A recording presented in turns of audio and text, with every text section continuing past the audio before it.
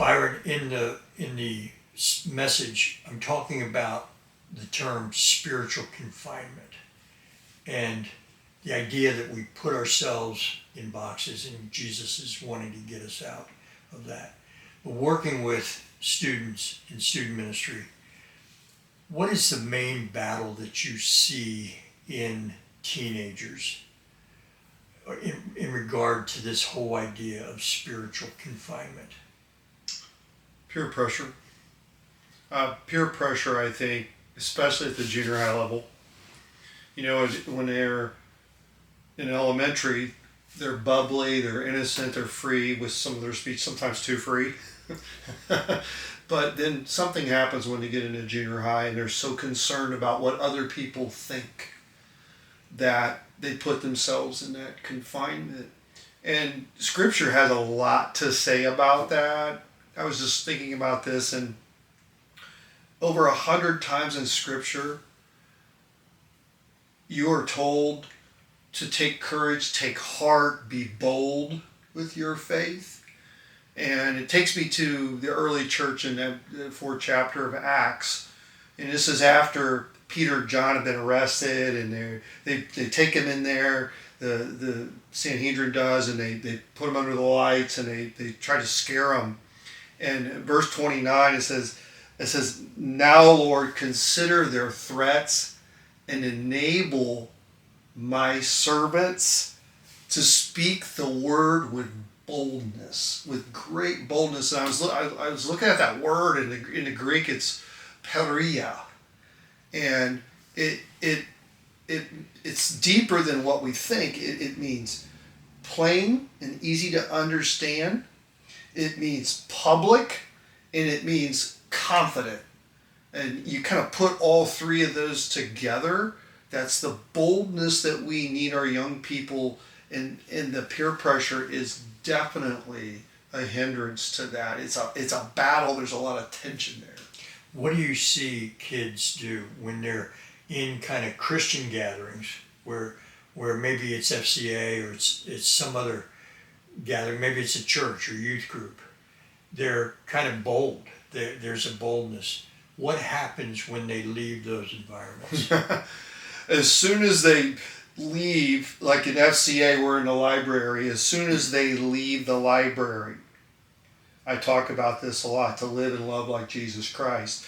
You can feel the tension in the hallway that they're under.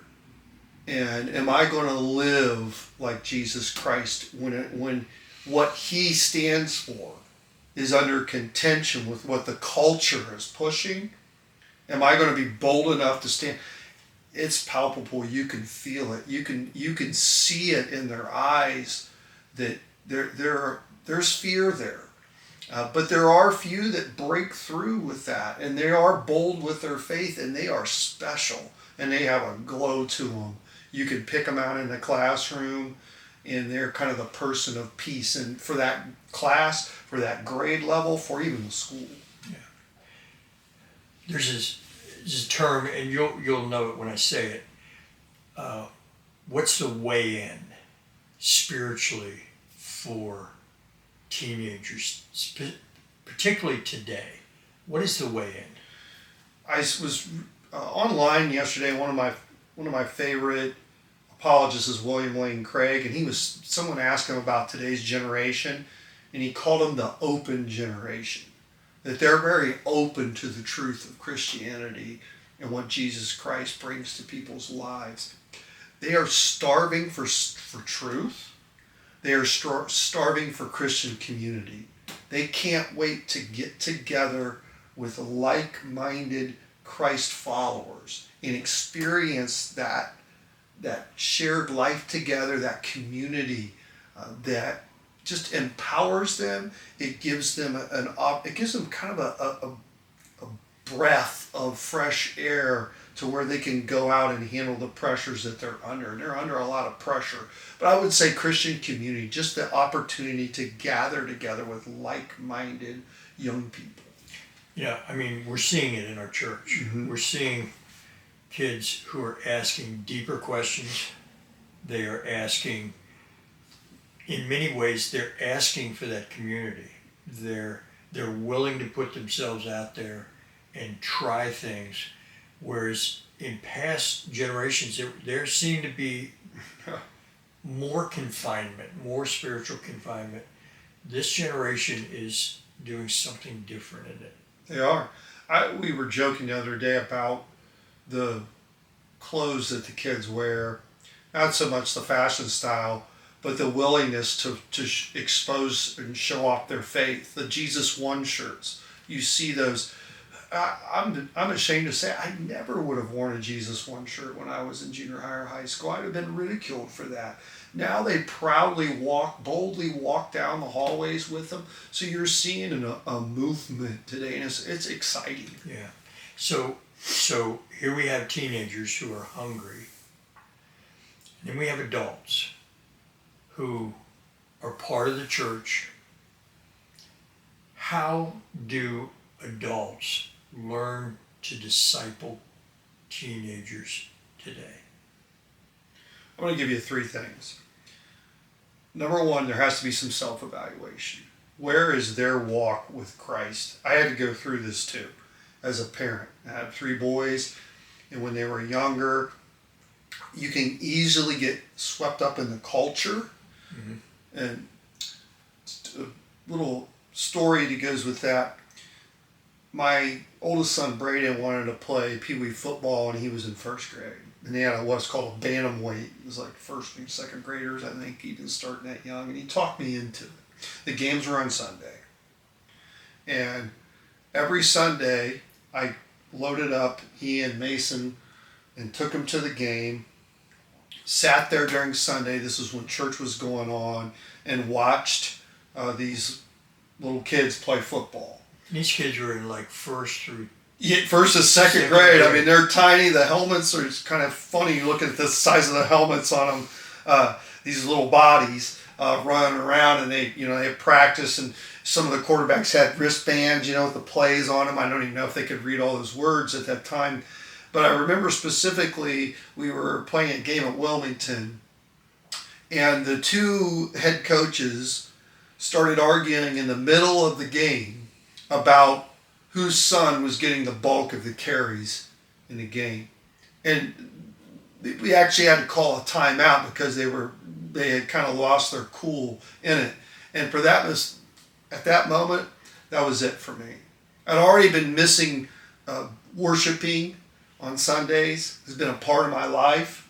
And when I saw that, I was like, what are we gaining in this? And I got swept up in the culture, and I think that's an issue for today. So that's something that comes in self-evaluation, I think. Self-evaluation. What's the other areas? Okay. The second thing is a commitment. Are you a committed follower of Jesus Christ? So you evaluate that, yes or no. Am I a committed follower? Because your children are ultimately watching you more closely than you ever could imagine. And if you don't make a commitment to it, to not just attending church, but to living out your faith, chances are they probably won't either. There's all kinds of statistics that support that are out there as well. The third and final thing, I think... Well, before you get to that third one, let me come back to this one. So what you're in essence just telling us is this hunger, this openness that this generation has, they're still watching their parents.